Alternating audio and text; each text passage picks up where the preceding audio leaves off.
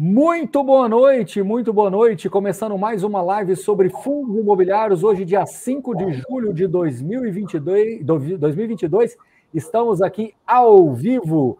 Antes de começar, quero lembrar a todos vocês aqui de curtir o nosso vídeo, compartilhar com os amigos, assinar o canal se você ainda não é inscrito. E quero lembrar que a Suno disponibilizou 3 coisas para vocês aqui na descrição do vídeo. A primeira delas, uma Masterclass interativa, projeto O Investidor do Futuro. O link está aqui embaixo para que você possa preencher aí e manifestar o seu interesse de participar dessa Masterclass. O segundo, o Fee Experience, segunda edição, vai acontecer neste segundo semestre. O link também aqui embaixo está disponível para vocês. E terceiro e último, a planilha de controle financeiro para que você possa aprender a organizar toda a sua vida financeira por aí. Então, vale conferir. Sem mais delongas, indo direto, uma pergunta muito recorrente. Baroni, a possível recessão global, alguns já dando como certa essa recessão global, como que elas podem impactar, como que ela pode impactar os fundos imobiliários? O que eu fiz? Eu fui atrás do Márcio Rocha, que ele é gestor da WHG Real Estate, inclusive o material deles é belíssimo, riquíssimo, e eles estão com um fundo de CRI, inclusive também no mercado, que a gente vai falar mais no final da live, mas eles prepararam um material fantástico que vai ajudar vocês a entenderem todo esse contexto dos fundos imobiliários, dos REITs, contexto macroeconômico, Brasil, Estados Unidos, qual o impacto real, a penetração das duas indústrias, para que vocês possam entender melhor. Então, uma dúvida muito recorrente, como vocês sabem, a gente sempre gosta de trazer esses assuntos para vocês. Então, sem mais delongas, Márcio Rocha, mais uma vez, obrigado, Márcio Rocha. Obrigado, inclusive, ao Vitor, que é o RI, que fez a ponte aqui para que a gente pudesse fazer essa live. Seja bem-vindo mais uma vez, Márcio. Obrigado, professor Baroni, por mais esse convite. É sempre um prazer poder conversar aqui com a sua audiência. A gente preparou, né, um conteúdo aí com bastante carinho. Acho que a ideia é trazer informação, né, de qualidade, e acho que você é um dos grandes, né, propagadores, né, de informação, fomentando sempre debates aí muito inteligentes, por sinal. Então é um prazer, espero que vocês gostem aí do conteúdo.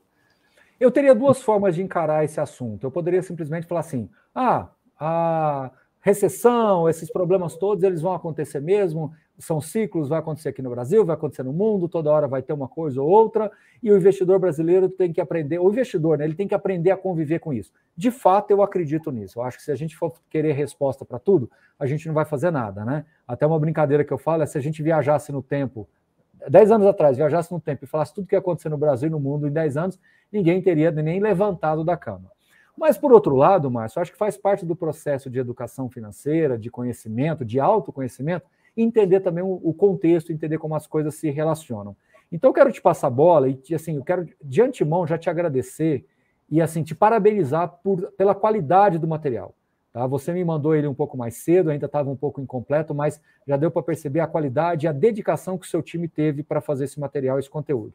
E agora o material completo que eu vi aqui nos últimos minutos. Então, parabéns, obrigado de antemão. Vou te passar a bola, qualquer perguntinha eu insiro aqui. Então, a bola está com você, já está todo mundo vendo a sua tela aí. Pô, legal. Acho que até antes de entrar no tema, só falar rapidinho um pouco da nossa casa, né? Acho que a Asset aqui da WHG, né, é uma casa relativamente jovem, tem aí mais ou menos 1 ano e meio, e tem um grupo, né, bastante sênior, né, um time bastante robusto. Acho que isso vai refletir também na qualidade do material. Então, são mais ou menos 20 pessoas. Temos aí, né, 3 grandes verticais, né, então uma primeira que é de equities global, né, que são fundos abertos, também, né, macro, e aí, né, a nossa célula aqui, a nossa estratégia vertical de fundos imobiliários, investimentos imobiliários, e isso, obviamente, a gente acaba bebendo, né, muito desse conhecimento, né, seja o time de economistas, o time de equities, e aí o nosso time, né, mais de investimento alternativo.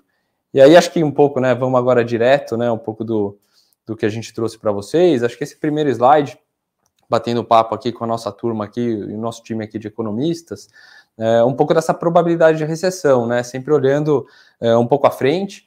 Esse é um índice, né, que é elaborado aqui pela própria casa, né, pela WHG. Eles acabam, né, reunindo aí uma série de indicadores, né, que basicamente, né, curva de juros, né, a Treasury, né, de 2 a 10 anos, confiança, né, do consumidor, que é divulgado lá pela Universidade de Michigan, né, produção futura, né, como é que está sendo demanda, né, e produção industrial, e o mercado de trabalho. Então, eles reúnem, né, entre esses e vários outros dados, né, olhando aí o que é a probabilidade, né, de recessão à frente, recessão global. Então, esse índice, né, realmente aqui, né, tem tido aí uma elevação bastante relevante. Dados aí, né, também uma outra forma de enxergar um pouco da curva de juros, né, principalmente americana. Então, aqui pré, FONC aqui, que foi no dia 14 de junho, né, tinha uma possibilidade, né, o mercado já estava precificando, né, uma curva de juros mais elevada, e aí com essa possibilidade de recessão, né, teve aí um fechamento bastante significativo, tá? Ou seja, isso já começa a ter uma precificação de uma potencial recessão. E o que a gente enxerga aqui, né? Talvez pensando, né, nas últimas crises, né, muita gente fala de 2008, a gente tem um cenário bastante distinto em relação àquele momento anterior. As famílias, né, naquele momento estavam realmente muito mais alavancadas, né, com muito menos poupança, né, e renda disponível. Quando você olha, né, principalmente o cenário atual, né, teve muito estímulo, né, e muita poupança aí acumulada durante o Covid. E aí, como que a gente, né, interpreta isso, né? De um lado, né, você tem uma probabilidade maior aí de recessão, mas tudo indica que é uma recessão, né, potencialmente mais branda, né? Mais branda por conta, né, desse acúmulo aqui de poupança, tá? Depois a gente vai, né, ao longo aqui da live, a gente preparou alguns slides, né, e um pouco mais de conteúdo, como é que isso vai impactando, né, em cada uma das indústrias, mas acho que a ideia aqui era abrir o que é a nossa cabeça, como que a gente está enxergando, né, se vai existir recessão ou não, tá? Então, o cenário básico que vocês trabalham é que há realmente um cenário potencial para a recessão, mas não na mesma envergadura, na mesma intensidade do que foi 2008. É isso.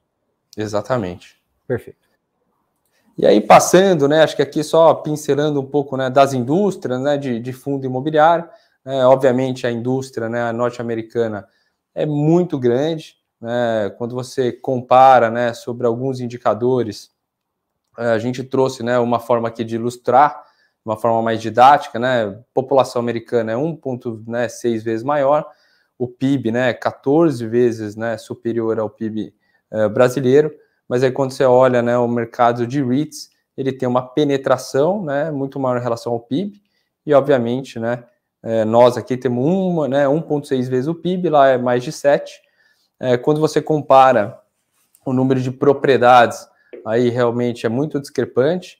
Obviamente aqui tem um componente, né, dos segmentos, né, lá tem um volume bastante significativo também de residencial para renda, então o número de propriedades também acaba sendo muito superior. O número de fundos aqui no índice, né, é meio que só o dobro, e o volume, obviamente, diário de negociação é muito reflexo do tamanho da indústria. Naturalmente, como é uma indústria mais antiga, né, ela já se desenvolveu e tem, né, vários segmentos, que aqui no Brasil ainda é bastante incipiente. Alguns acho que merecem destaque, né, a gente comentar, né, por exemplo, infraestrutura, né, lá é o setor mais relevante. Né, você tem, por exemplo, também data centers, que ainda no Brasil a gente viu algumas casas aí se movimentando, né, para realizar investimentos nesse segmento, via, né, estruturas de fundo imobiliário. Mas aí, obviamente, ali você tem self-storage, saúde, hotéis, né, vários tipos de hotéis, resorts. E aqui no Brasil, né, obviamente, ele nasce, depois a gente mostra até o componente de FIX, com alguns dos principais setores, né, muito corporativo, né, e aí, obviamente, você teve logístico, shopping, mais recentemente, aí, acho que a indústria de crédito cresceu bastante. Ô, Márcio, eu posso trazer dentro do ambiente da nossa live aqui, eu posso trazer que os REITs, pelo tamanho da penetração, eles naturalmente se tornam mais sensíveis a tanto recessão quanto crescimento econômico, que os fundos, ou seja, os fundos imobiliários estariam talvez um pouco mais descorrelacionados assim com essa sensibilidade da variação da economia. É isso? Em parte, né? Eu acho que, obviamente, até a forma de você analisar os REITs, né? Os REITs americanos, depois a gente traz alguns outros dados, mas eles se assemelham muito mais às companhias, né? como se fossem companhias listadas aqui no Brasil, né? Por exemplo, as empresas de properties, né? Você tem aí BR Properties, você tem uma Multiplan. Por quê? Porque esses fundos, né, eles operam muito mais como empresas, né? Os níveis de alavancagem não tem essa característica, né, de distribuição de rendimento mensal. Então, é como se aqui nos Estados Unidos você tivesse uma indústria mais voltada, né, para crescimento, com uma cabeça mais de companhia, e aí no Brasil você tem muito mais aquela cabeça de renda. Então, a sensibilidade, né, da economia, acho que nos REITs é muito superior aos, né, imobiliários, e acho que depois merece aí algumas ponderações, né, de como essa indústria imobiliária aqui, né, nacional, vem se desenvolvendo, e como isso, né, obviamente pode refletir, né, nos próximos anos. Aí acho que eu vou passar para um próximo slide, que aqui a gente buscou até um pouco de dado de como, né, que essa indústria, né, se comportou, né, lá fora, né, nas últimas recessões. Então, a gente, né, resumiu, né, alguns principais indicadores. O que a gente pode notar, né? A gente foi olhar, né, para a vacância, e é meio óbvio, né, durante o período de recessão, né, a vacância, né, praticamente todos os setores, elas elevam, muitas vezes tem um lag, né, de 1, 2 anos para se atingir o pico, né, muitas vezes né, 1 ano e meio, chega até 2 anos após, né, o final da recessão, e isso foi, né, praticamente, né, nas 3, vamos dizer, últimas crises, né, pré essa mais recente de Covid. Também dá para notar, né, que o mercado de office ele é um mercado mais volátil, se você compara com o mercado, né, de residencial para renda, ele sempre, né, ficou mais resiliente, né, principalmente em vacância, né, as pessoas, né, continuam e precisam sempre aí de moradia, né, industrial também muito semelhante. Acho que um destaque, né, talvez é que no Covid, né, fica aqui muito nítido, né, a redução muito drástica de vacância, obviamente muito alavancada por e-commerce. E aí você tem um segmento também de varejo, sempre foi um segmento muito resiliente, e aí, obviamente, né, nesse Covid, ele teve um comportamento um pouquinho diferente, né, foi um setor aí que sofreu um pouco mais com o lockdown. Reflexo disso, né, o que a gente notou, né, como é que foi o comportamento de aluguel, e aí office, né, continua sendo o segmento mais sensível, vamos chamar assim, né, e obviamente ele sempre atingiu, né, os picos de preço pré-crise, e aí, né, durante a crise, né, os preços realmente, né, tem uma queda bastante significativa, né, que está correlacionado, né, com vacância, e aí a gente teria que olhar também um pouco de absorção, né, líquida. Acho que depois podemos falar um pouco do nosso mercado aqui, mas é a forma que a gente sempre olha para a indústria. E aí acho que um pouco do que eu comentei, né, acho que diferente da característica, né, ainda da nossa indústria, né, que são fundos com pouquíssima alavancagem, né, se pegar no início da indústria, eram basicamente, né, fundos de tijolo, né, monoativos, né, não tinha, né, nenhum componente nem de gestão ativa, né, muito menos de alavancagem.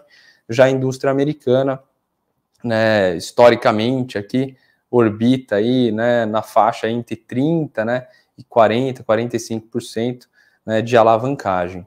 E aí um outro comportamento que a gente buscou foi um pouco como é que, né, foi a evolução dos cap rates, né, o que acontece com o cap rate, né, numa janela mais longa, o que a gente, né, obviamente percebeu, né, que em alguns ciclos aqui, né, teve uma elevação sensível de cap rate, né, durante as crises, e aí acho que um outro dado interessante é de olhar o spread, né, o que é o cap rate em relação, né, aos títulos aqui, né, livres de risco, né, então a Treasury, né, de 10 anos, então obviamente, né, a economia americana, né, sempre injetando, e aí teve sempre, né, redução aqui das taxas de juros, possivelmente, né, teve algumas indústrias que os caps aumentaram, mas acho que mais do que isso, né, é o spread, né, de risco, né, para essa indústria. Então os caps, eles aumentam pouco, talvez na última crise de 2009 foi onde ele teve o maior salto, né, foi quase 190 bips, mas a gente teve também uma redução bastante significativa da taxa de juros, tá? Aí acho que antes de entrar, Barone, acho que não queria pular, não sei se ficou algum ponto aí que você gostaria de explorar. Eu acho que fica muito evidenciado que, guardadas as devidas proporções, nós estamos, eu diria, aderentes ao que é os REITs. Veja, guardadas as devidas proporções. Então, a gente olhar lá para fora é um exercício razoável. O que a gente precisa é ajustar isso para os moldes Brasil. Falei bobagem, Márcio? Não, exatamente. Acho que o que a gente tentou aqui era pincelar um pouco do comportamento da indústria, né? Acho que assim como lá fora, né? Cada subsegmento ele tem um comportamento diferente, né? Então, obviamente, em cada recessão, né? O segmento de office, né? O segmento industrial, e aqui no Brasil a gente vai falar muito, talvez até desse crescimento da indústria de crédito. E aí como é que isso impacta, né? Nas precificações? E aí a gente trouxe, acho que muito dado, né? Para refletir o que a gente pensa e o que o investidor deveria buscar, né? De que forma que ele deveria olhar, né, para a nossa indústria para entender é o momento de entrar, é o momento de comprar, né? Que tipo de ativo ou que tipo de ativo ele se identifica mais. A gente pensa sempre muito com qual que é o teu horizonte de investimento, né? Você está buscando renda, você está buscando, né, um retorno total e obviamente tem veículos hoje, né, que acabam reunindo um pouco dessas duas estratégias. Então, acho que isso, a gente passando um pouco aqui adiante, né, da nossa apresentação, acho que cada investidor vai se identificar e talvez buscar, né, nas oportunidades de mercado com uma análise mais rica, né?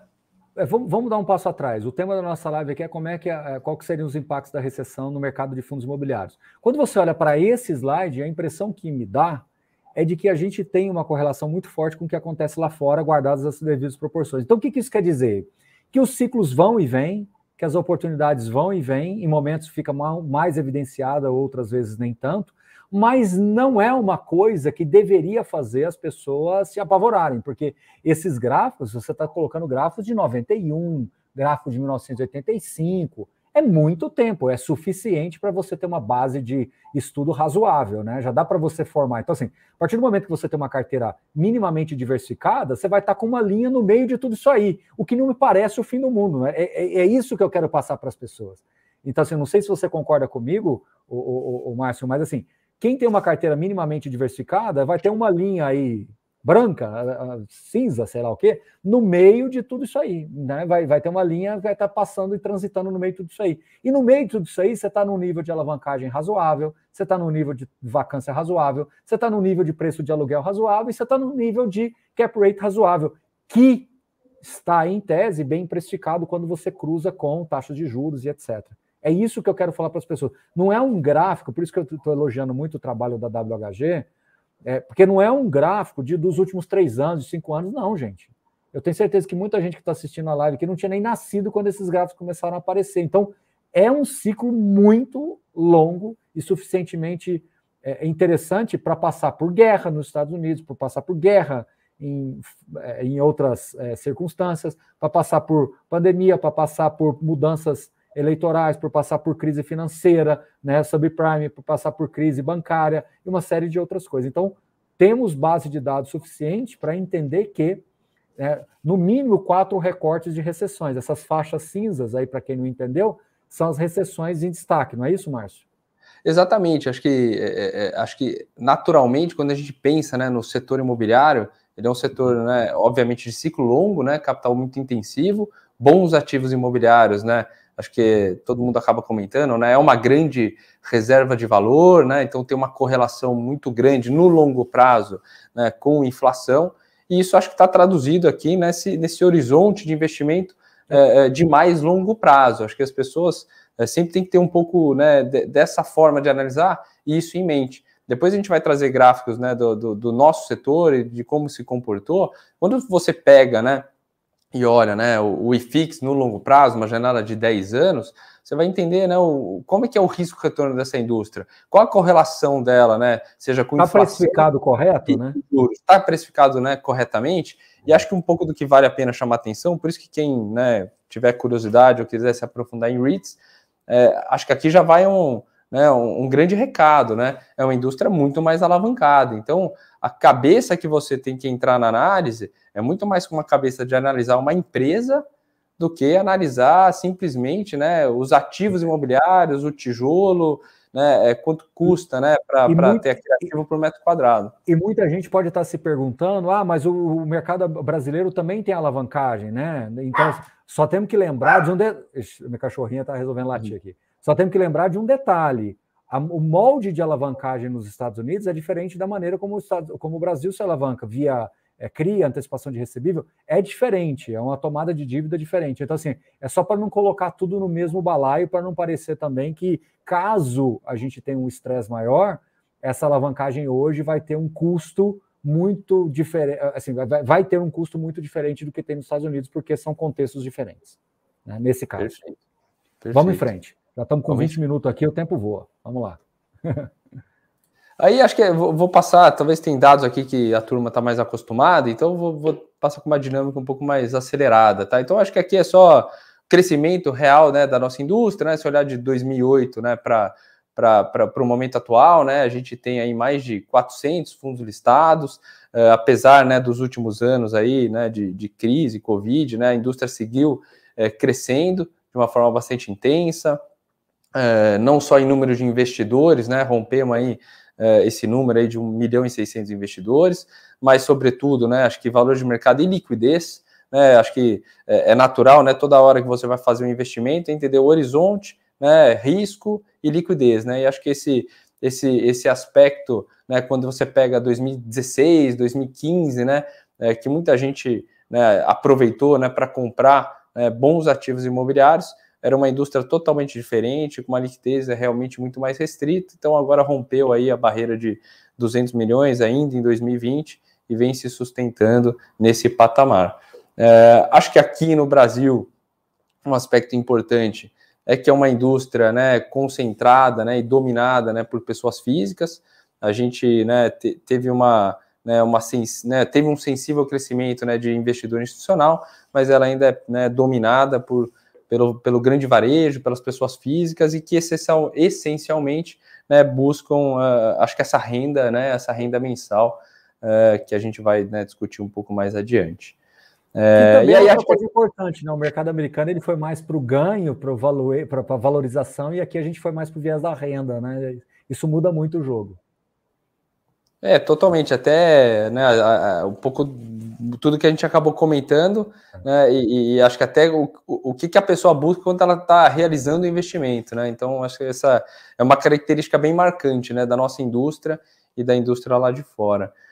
Aqui a gente buscou, né, acho que simplificar em alguns gráficos que a gente acha assim, super relevante e que vai ilustrar um pouco do momento atual, né, que a gente entende aí que potencialmente é uma boa oportunidade olhar para esse setor nesse momento, né? Então a indústria, né, o IFIX, né, que é o índice, ele tem uma correlação, né, indireta, quer dizer, inversamente proporcional, né? Então quando as taxas, né, de juros, né, sobem, obviamente esse setor, né, sofre, né? Então o IFIX, né, ele está, né, invertido aqui, né? Então o IFIX, ele, na medida que taxa de juros, né, sobe, o IFIX cai. Nessa última crise, o que a gente tem notado, né? Ele não está caindo mais, né? Por quê? Né? Por dois aspectos. Um, porque a gente acha que já está bem depreciado, e aí, sobretudo, né, o segmento de tijolo. Acho que é importante fazer sempre essa segregação, quando você olha valor, né, de mercado sobre o valor patrimonial. Então, tijolo, né, está num momento aí de um desconto bastante significativo, e aí cada setor tem um nível de desconto um pouco diferente. Mas também você tem um componente de um crescimento muito relevante, né, dos fundos de crédito, que, né, atualmente estão mais próximos aí do valor patrimonial. Então isso obviamente também segurou, né, a queda aqui do nosso índice. Uma coisa que segurou a queda também, né, você acabou de tocar no ponto dos fundos de papéis, mas os fundos de tijolos, Márcio, quando você olha aí nos últimos anos, e eles subiram os rendimentos na sua grande maioria. Só você, não sou eu que estou falando, você que está nos ouvindo aqui. Pega a sua carteira e veja quantos fundos subiram os rendimentos, uma parte relevante tem subido. Acho que nesse momento, quando você pega bons portfólios, né, eles têm apresentado uma vacância muito baixa, né, tem conseguido repassar, né, inflação nos seus contratos. Então, vendas de ativos. né, você pega os shoppings, né, os dados, né, têm melhorado muito. Aí a gente entra um pouco nesse aspecto também de reciclagem de portfólio com ganho de capital, e isso destrava muito do valor, né, intrínseco naquelas carteiras imobiliárias. Então, acho que isso é um grande reflexo, né, quando você pega, né, os dividendos aí, eles têm sido crescentes em quase todos os setores, né, seja de escritório, seja de logística, seja de renda urbana e por aí vai, né. Você concorda que isso, voltando para o nosso tema, pode ser um seguro natural contra a recessão? Ou seja, a gente tem hoje uma gordura significativa de preços e rendimentos potencialmente maiores, pode ser um colchão contra a recessão? Acho que é um momento, dada, né, a nossa característica da nossa indústria, é um ativo que você está comprando potencialmente, né, ou vários aí, eu tenho tranquilidade de dizer, muito abaixo do custo de reposição, né. Isso é uma métrica interessante para bons ativos, né. Acho que legal, né, você falar, estou comprando um ativo abaixo do custo de reposição em uma região que não tem demanda, né, uma região que não tem demanda por inquilino, né, não tem demanda aí, né, a capacidade de geração de renda daquele imóvel pode ser baixa, então se você está comprando, né, por menos do que ele custa para construir, não vale nada.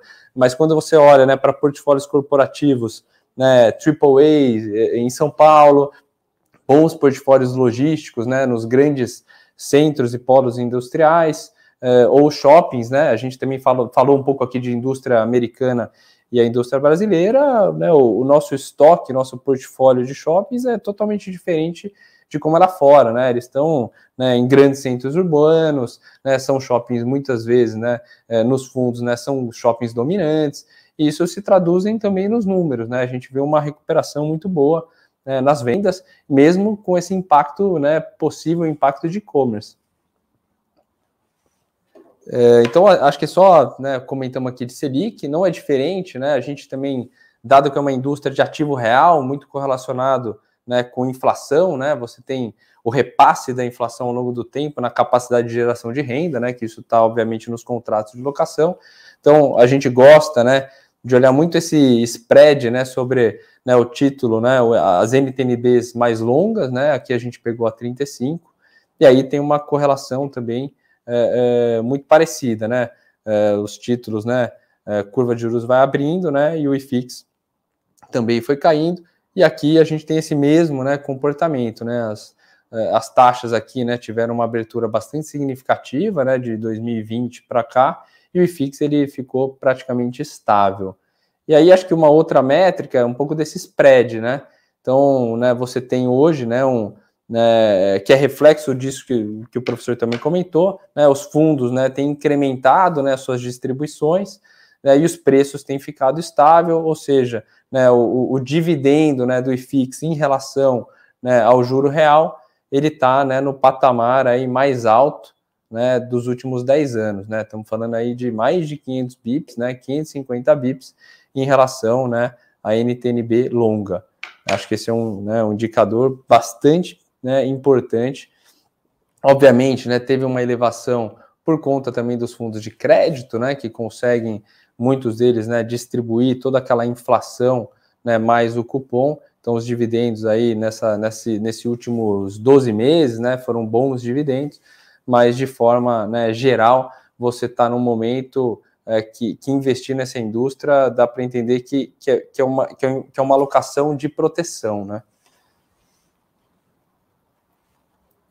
E aí um outro dado que a gente gosta, né, acho que olhando sempre janelas mais longas para, né, formar um pouco desse nosso raciocínio, é também como é que foi o retorno, né, desses fundos imobiliários, né, ele foi realmente muito consistente, né, e aí sempre levando em consideração o risco e retorno, né, e como que a gente olha isso?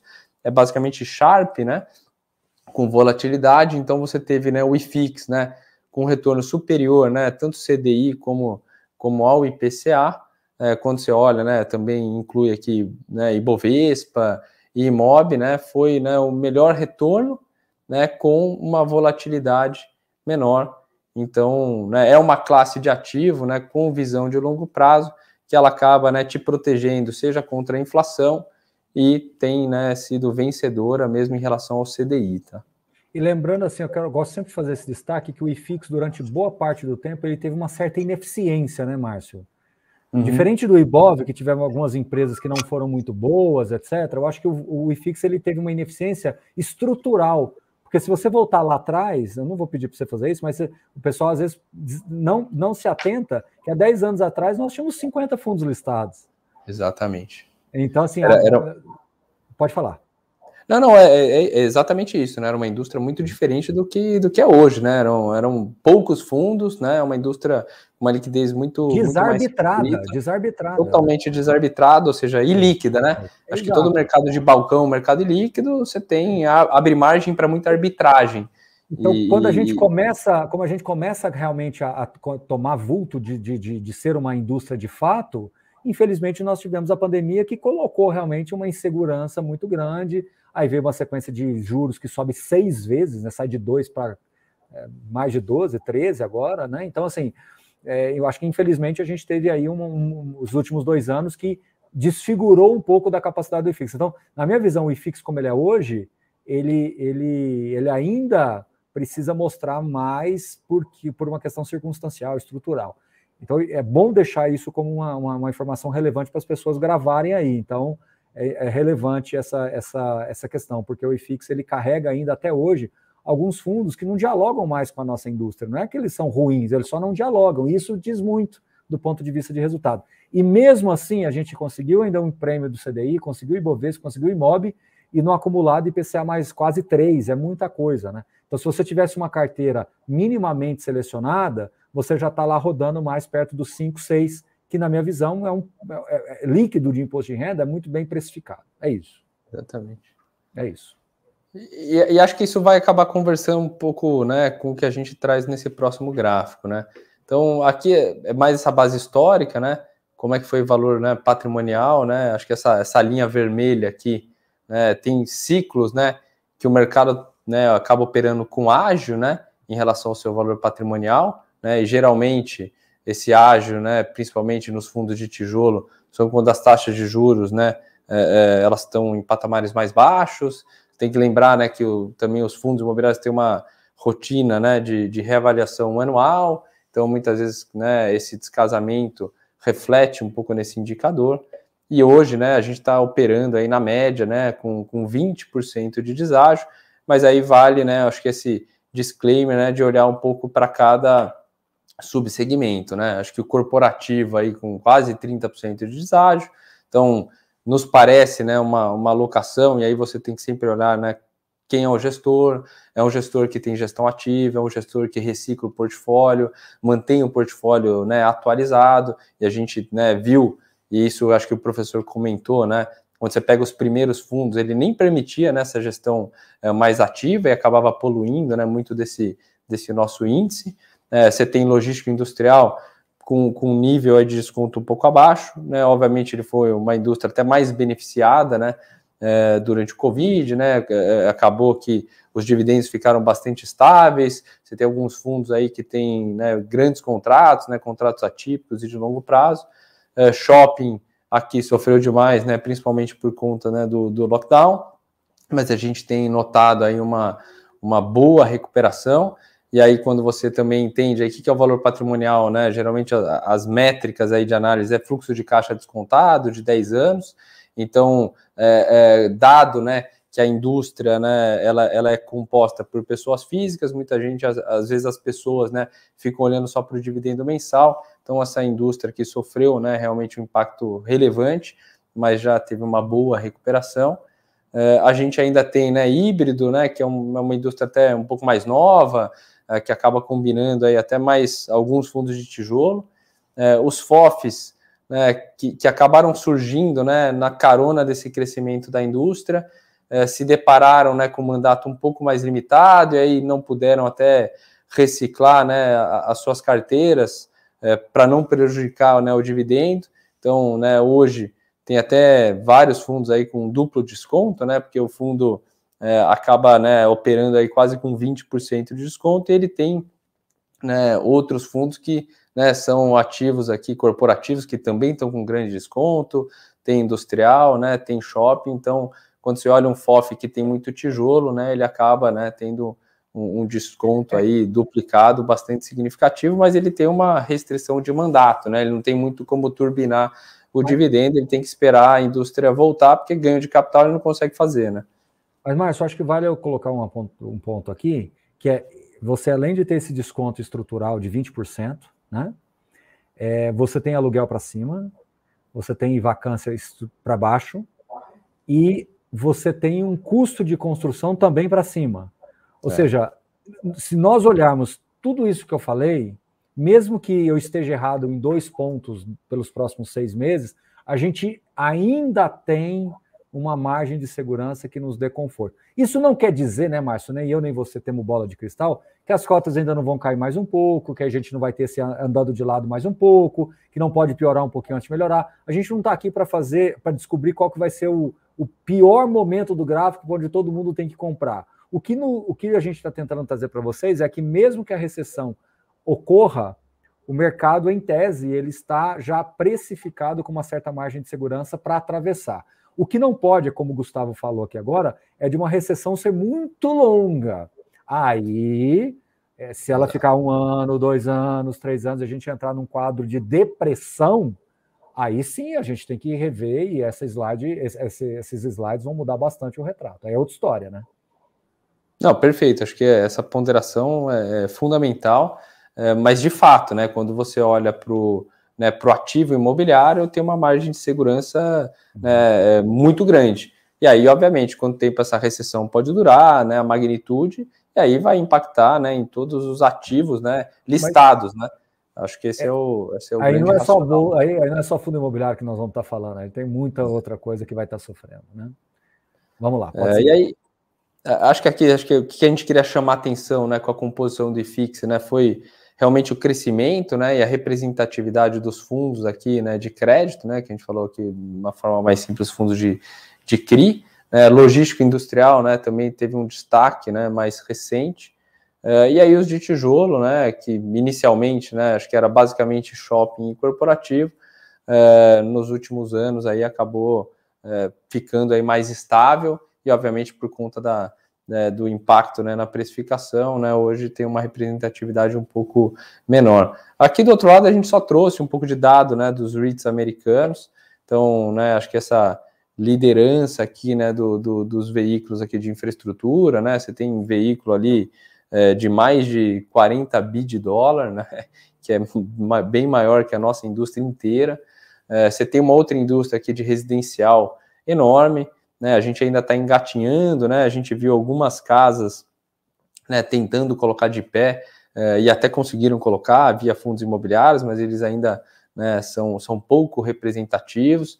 Acho que essa Selic, né, que saiu de 2 aí para né, mais de 13, né, obviamente impactou, né, o crescimento aí dessas novas indústrias. Então, acho que aqui a gente, né, só trouxe, né, um pouco para ilustrar, né, um pouco da dinâmica e da profundidade do mercado americano. E aí, professor Baroni, a gente, né, também, enfim, não sei se a gente quer comentar um pouco mais sobre outros temas, senão a gente ia falar um pouquinho do... Não, eu acho que vale, a gente já está com 38 minutos de live, eu acho que vale, pessoal, até o Márcio falar um pouquinho do WHGR11, que é um fundo novo aí, mas eu acho que vale sim você comentar já na sequência, até para aproveitar o tempo, mas eu acho que o mais importante a gente conseguiu passar como mensagem. Não queremos aqui ficar querendo tranquilizar forçadamente as pessoas, é só tentar mostrar ou trazer com uma certa naturalidade que, infelizmente, a gente tem que enfrentar alguns problemas e temos que estar preparado. Eu estava até falando isso com o pessoal que eu estava gravando um podcast agora mais cedo, eu estava falando que a única forma de você ter de preparar os investidores para o longo prazo é trazendo conhecimento. Então, quando você traz o conhecimento com dados desde 1985, já tivemos 4 períodos recessivos, e que as coisas continuam acontecendo e que as coisas seguem a vida, eu acho que de alguma forma você traz um certo equilíbrio para que as pessoas também possam seguir a vida delas e tomando as decisões de investimentos, entendendo que vai ser impossível descobrir o momento mais baixo do gráfico para fazer todas as compras. Então, eu acho que nós estamos comprando bem. Eu acho que quem está comprando, quem está mantendo o seu plano agora, nas condições atuais, dificilmente estará fazendo um péssimo negócio olhando para um horizonte mínimo de 2, 3 anos. Agora, falando de 10, 15 anos, a probabilidade é ainda maior, né? Então é isso. Mas vamos lá. Não. Vamos ao WHGR. Legal. Você sabe que esse fundo tem um defeito gravíssimo, né, Márcio? Para deixar nossa live mais leve aqui, tá faltando uma vogal aí para me ajudar, né? WHGR11. Foi em linha aqui, né? Acho que manteve as iniciais da companhia, mas acho que o pessoal vai se acostumar aí com tanta vogal. Espero, né? Assim espero. Um pouco acho que do reflexo, né? Até do momento do desenvolvimento da indústria, quando a gente, né, foi colocar de pé, né, o nosso primeiro veículo. A ideia também era poder aproveitar de toda essa sinergia que a gente tem aqui do núcleo de investimento. Então, né, tem um time grande aqui de research, um time grande, né, de economistas até que, né, nos direcionam muito, né, de quanto tempo vai demorar essa crise, por quanto tempo os juros, né, deve permanecer nesse patamar, o que vai acontecer com a inflação. Então a gente falou, pô, acho que, né, temos muita condição de navegar, né, e o mercado imobiliário é muito cíclico. Então a gente acabou, né, lançando o nosso veículo com um mandato mais amplo para realmente, né, surfar da melhor forma, né, nessa indústria, né, e navegar bem nessa indústria. É um fundo que a gente também pretende crescer até para ele ser mais autossuficiente, né? A gente até, inclusive, está vendo um movimento grande aí de consolidação. Então, né, eu poderia aqui falar, legal, vou ter um fundo para cada estratégia, ficar um monte de fundo pequeno. Eles acabam sendo muito limitados, né? Muito do que a gente comentou de fazer uma gestão ativa, de comprar, vender ativo, isso é muito importante, né? Isso se traduz, né, obviamente, em retorno. Então a gente focou, né, ter esse mandato um pouco mais amplo, crescer esse mandato e, obviamente, né, tem outras, né, potenciais estratégias, né, que podem, né, ser derivadas, né, dessa primeira grande estratégia nossa. Então a gente até um pouco da nossa cabeça a gente divide aqui, tem um lado, né, que é uma cabeça mais líquida, né, e aí a gente pega, né, para fazer um pouco mais de trading, arbitragem. Fizemos algumas alocações mais táticas, né? São investimentos que você consegue entrar, né, e sair, né? E aí basicamente é cota de FII. A gente olha, né, alguns fundos que são um pouco mais líquidos, né? Tem os CRIs, e aí naturalmente são emissões, né, um pouco maiores, né, riscos talvez um pouco mais óbvios, né, que você tem um canal de varejo, né, e um potencial aqui reciclagem até dessas alocações. E o mercado de equities, né, o mercado de ações, a gente tem um time grande aqui que cobre, né, e óbvio, né, os nossos fundos aqui abertos. Até acabei não comentando, né, todo mês, né, tem até um overview, quem se interessar, né, para os temas, né, os principais temas aí globais, né, tanto de economia ou de investimentos. A gente tem uma live mensal, né, que é liderada até pelo nosso economista-chefe, que, né, passou aí esses nossos gráficos, que é o Fernando Fenoli, e o nosso CIO, que é o Andy Ryder. Então, acho que quem tiver interesse é muito bacana escutar. Então, dado que a gente também tem esse time, a gente deixou um book ali potencialmente para se aproveitar, né? A gente olha muito preço relativo. Então, a gente falou um pouco, né, dessas, né, property companies, né? A gente pode tanto olhar um fundo imobiliário, só que se as empresas listadas estiverem muito mais baratas, a gente olha para o nosso book, né, de valor e renda, né? Então é um fundo que vai distribuir dividendo, mas a gente acaba segregando, né? A gente não pode esquecer que quem alocou espera um dividendo mensal, mas uma forma, né, de ao longo do tempo, né, extrair um pouco mais de retorno da indústria, né, eventualmente é fazer um pouco de alocação, sempre do tamanho, né, adequado. E aí do outro lado, né, você tem, né, aí um pouco dos ativos reais, né? Aí é ativo imobiliário, é potencialmente tijolo. Óbvio, o fundo é pequeno, né? Então a gente também não vai comprar nada que não é estratégico. Então hoje a gente nem tem nenhuma alocação, né, de tijolo. Algo que a gente fez muito, né, ao longo da minha trajetória aí no setor imobiliário foi desenvolvimento. E aí as permutas, né, residenciais. É algo que a gente olha sempre com uma cabeça de risco-retorno, né, bons parceiros, boas localizações. Tem um retorno histórico aí muito interessante, então a gente tem até uma alocação dessa classe no nosso fundo, e obviamente a gente tem que dosar, né, porque acaba sendo um pouco curva J, né, você compra, né, aloca naquele potencial projeto, ele tem que se desenvolver, lançar, vender, então a gente tem aí um tamanho, vamos dizer, adequado, né, para navegar dentro do nosso portfólio.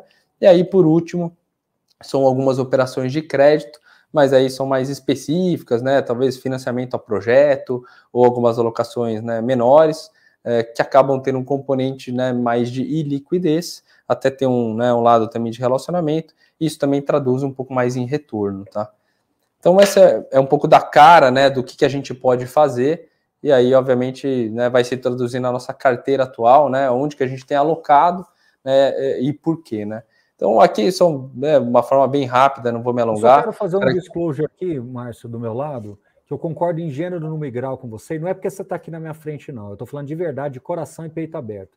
Eu acho que os FOFs precisam se reinventar, sim, e eu acho que esse modelo de você simplificar a prateleira da gestora, tendo no mesmo veículo as estratégias imobiliárias, facilita muito para a gestora e facilita muito para o mercado, porque nós temos 50 gestoras, se cada um quiser fazer um fundo, eu acho que isso funcionou muito bem no passado, mas agora um fundo para CCDI, um fundo para ser não sei o quê, um fundo, isso vai dificultando muito, vai trazendo até uma certa angústia aos investidores que gostam do gestor, que gostam da casa, mas ao mesmo tempo, se eles forem diversificar na prateleira dessa gestora, acessando todos os produtos, e ele quiser fazer isso com mais 5, 6, 7 gestoras, a carteira dele fica muito onerosa do ponto de vista assim, de trabalho, de empenho. Então, eu gostaria muito de ver uma evolução da indústria para esse caminho, e, de novo, não é porque você está aqui na minha frente, eu tenho falado isso abertamente, tenho falado isso nos nossos relatórios, como uma crítica à indústria, porque eu acho que a indústria se forma com o tempo, e a gente vai se conhecendo e as coisas vão se aperfeiçoando. E os FOFs, na minha visão, eles precisam descorrelacionar mais com o mercado. E eu acho que um fundo com características mais híbridas, ele fica mais descorrelacionado, isso traz uma segurança incrível para o investidor. Talvez ninguém vai enxergar isso agora, mas para quem é um pouquinho mais profissional, aí, um pouquinho mais aprofundado no mercado, entende bem o que eu estou falando. Confere, Márcio, pode discordar, por favor. Aqui. Eu concordo, obviamente, em todos os aspectos, e acho que até se você fosse perguntar para os gestores de FOFs, acho que muitos deles teriam o desejo até de atualizar os seus mandatos, né? Porque a indústria se desenvolveu, evoluiu, né? Obviamente quem montou um FOF 5 anos atrás, né, não tinha tão claro, né, como que a indústria, né, ia se comportar. Então, acho que todo mundo teria esse desejo, né? Obviamente quem teve um pouco mais de espaço acomodou de certa forma, alocando direto, né, em crédito, só que a gente tem também uma limitação, né, dos quórums, né, da aprovação, então você tem que convocar a assembleia, muitos fundos são realmente muito pulverizados, então isso acaba não sendo um processo aí tão simples. Obviamente, né, a gente numa posição até mais privilegiada, né, eu comentei, né, 1 ano e meio aí de asset, então quando a gente falou, a gente vai começar um novo mandato, já vamos olhar para onde a indústria está caminhando, a gente realmente precisa, né, de mais flexibilidade, mas numa casa que também me traz, né, acho que toda essa sinergia para poder navegar, né, a gente falou, um fundo que vai estar em CDI, um fundo que vai ter inflação, aqui eu estou o dia inteiro, né, trocando ideia com a turma, para onde que isso está se desenvolvendo e como que eu quero me expor ao setor, qual que é a forma mais inteligente de alocação de capital, e é isso que a gente traduz na carteira nesse momento. Agora, isso não quer dizer, para quem nos ouve, que o FOF A, B, C ou D não esteja muito descontado, com viés oportunista. Eu não estou falando com viés oportunístico, eu estou falando do ponto de vista aqui estrutural. Tá? Viés oportunístico, eu não vou discutir, nem vou ser infantil de dizer que não tem vários FOFs aí que estão, entre aspas, no jargão de mercado, de graça, né? Com desconto em cima de desconto, tudo bem. Não estou com essa cabeça, não estou com essa visão, estou falando do ponto de vista estrutural. E mais ainda, os FOFs, desde o IPO, se você puxar para trás, você vai perceber que as cotas patrimoniais, de novo, né? Na hora da alta ela sobe com o mercado, mas na hora da baixa ela cai mais. Então, ele sempre vai estar andando para baixo, porque quando ele sobe, o gestor tem que vender e realizar ganho de capital e colocar para dentro mais dinheiro novo, comprando cota mais cara. Então, quando o mercado vira, ele sempre vai estar sofrendo mais. Então, enfim, essa é uma opinião. Exatamente isso. Quer dizer, no momento que o mercado está mais pujante, né? É o momento que a taxa de juros teoricamente está mais baixa, é o momento que ele consegue captar com mais facilidade, os preços, né, dos fundos imobiliários estão mais elevados, foi o que a gente falou, né, está com um pouco mais de prêmio, mas ele acabou de captar, então ele aloca, então na média ele compra na média um pouco mais caro. Aí vem uma crise, o que aconteceu? O mandato fica engessado, porque ele não pode vender nada, se ele realiza prejuízo, ele não distribui dividendo, e aí a cota sofre, então acaba, né, gerando um pouco dessa... Agora eu vou fazer uma provocação técnica aqui para o pessoal dormir pensando nessa, tá? Se os gestores não fossem obrigados, se não tivesse uma lei obrigando a distribuir 95% do resultado, esse jogo ia ser bem diferente, mas como é? Certo, Márcio? Exatamente. Acho que aí muda, né, um pouco até um pouco de como que é lá fora, né? Quer dizer, aí você começa a olhar para renda, o ganho de capital, né? Dá mais flexibilidade para o gestor. Mas, enfim, aí acho que até voltando, né, talvez ao nosso veículo, a gente, né, iniciou, né, com esse mandato mais flexível. É um fundo que já fez 2 emissões, né? A primeira foi uma emissão 476, mais restrita, né? Um público aí de grandes famílias e alguns institucionais. E aí, mais recentemente, a gente fez uma oferta 400 e hoje, né, o patrimônio aí do fundo aí, né, está um pouco acima de 250 milhões de reais. Temos uma taxa de ADM de 1%, né? Acho que é um custo bastante, né, competitivo. E acho que é até bacana falar um pouco de taxa de performance, né? Também falamos um pouco de FIX, muito das discussões aqui, a gente falou, pô, acho que é um mandato amplo, um mandato de gestão muito ativa, né? Faz sentido, né, ter performance na nossa, né, visão. E aí, qual que era o benchmark? E aí, um pouco da nossa leitura, né? Acho que um benchmark adequado, né, para essa classe, né, de ativos, né? Como a gente entende que é uma indústria muito correlacionada também com inflação, então foi IPCA, né, mais yield, né, do IMA B5, tá? Então essas são, né, algumas características. Como é que está a nossa alocação? Aqui, lógico, né, tem um delay, né, a gente está ilustrando aqui, né, o final de maio, então a gente concluiu, né, o nosso follow-on dia 18 de maio, e por isso que tem um caixa aqui de ainda, né, 25%, então a gente fez uma alocação, né, obviamente ainda ao longo do mês, e o restante, né, foi ao longo aí, né, do mês de junho, né, devemos finalizar agora aí ao longo do mês de julho.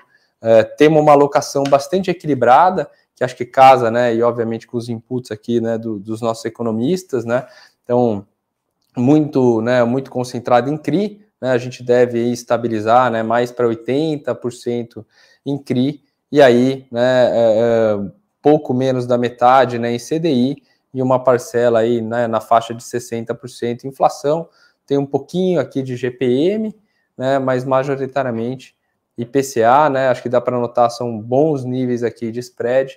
A gente já iniciou, né, desde a 476, né, alocando, né, uma parcela importante em CDI, e aí foi muito do input, né, do nosso time de economista, falou, pô, essa inflação, né, olhando, né, e dissecando um pouco, né, do componente, né, de inflação, a turma achou que o Banco Central, né, teria que elevar, né, a patamares, né, significativos aí de juros, então uma forma até da gente já equilibrar um pouco melhor a carteira era realizar algumas alocações já em CDI. O fundo, né, no primeiro mês de março, né, que foi quando a gente liquidou a 476, então tem um prorata aqui, né, já pagamos dividendo, 6 centavos, depois estabilizamos em 10, e aí com parte aí dos recursos já alocados, a gente conseguiu elevar no último mês aqui para 11. Tem um volume já interessante, né, de negociação, estamos falando de uma média aí próxima de 500 mil reais. E acho que aqui um pouco, né, só para sintetizar, que tipo de transação a gente tem feito, né, o que é a nossa cabeça, por que a gente tem, né, alocado mais em crédito, né? A gente entende que nesses patamares, né, a gente fez boas alocações, né, de transações, né, com garantias reais. Então, o nível de retorno, né, em operações de crédito ficaram muito próximas, né, a equity, né? Então, né, com uma redução sensível, né? Quando você olha aqui, a gente fez uma alocação, né, num financiamento para compra aí de lajes aqui do Pátio Malzone, a inflação mais 6,77, quando você olha cap rates, né, de compra, é ao redor de 7, né, quando a gente fala de Faria Lima, só que eu estou na ponta, né, da dívida, com uma estrutura de proteção, né, muito mais parruda, e obviamente, né, se os juros fechar, a gente entende que dá para reciclar, dá para vender esses papéis, né, com compressão, com ganho. Então, a TIR, né, do investimento para 1, 2, 3, 4 anos, né, potencialmente da dívida, né, ficou muito semelhante nessa janela atual aí de investimento. Isso se refletiu, né, também numa outra transação que alavancou a compra aqui da sede da Globo, né, foi próximo aí de inflação mais 7. A gente financiou a compra de um terreno residencial, né, em frente, literalmente em frente a PUC São Paulo. Então essa foi uma transação que a gente fechou, né, já o mandato no final do ano passado, e muito com essa cabeça, né, de que o CDI, né, para os próximos, talvez aí médio, aí 2, 3 anos, né, deveria ficar num patamar mais elevado. Então é uma alocação aí de CDI mais 4,30, e temos como garantir um terreno espetacular, com um grande desenvolvedor imobiliário, uma outra carteira de crédito, e aí aqui é loteamento pulverizado, né, sem risco de performance, e a gente está na cota sênior. Então a nossa cabeça é sempre olhar para risco e retorno, e obviamente, né, se você consegue proteger abrindo, né, mão de pouco retorno, é o que a gente sempre, né, vai buscar fazer. E aí tem ciclos aí que realmente a dívida, né, está num patamar muito mais baixo, faz sentido você voltar a alocar em equity, né, voltar a alocar em desenvolvimento, mas aqui foi uma outra operação bastante pontual, que eu comentei. A gente já, né, ao longo aí da minha carreira, né, foram mais de 100 projetos, né, e mais de 80, né, operações de permuta. Então essa aqui é uma permuta num bairro, né, excepcional, em Pinheiros, né, que a gente alocou aí 11 milhões de reais, e a gente tem uma fração aí da receita desse projeto. Então a gente vai equilibrando, né? Acho que tem várias alocações, né, com uma cabeça mais de renda, né, para ter aquele dividendo mensal. A forma mais eficiente, né, é alocando e originando, né, diretamente as transações.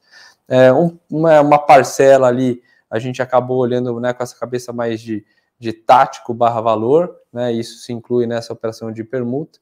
E mais recentemente, né, quem tiver a oportunidade de olhar o nosso relatório, a gente fez uma pequena, né, alocação, né, em ações, que a gente visualizou aqui uma boa arbitragem, né?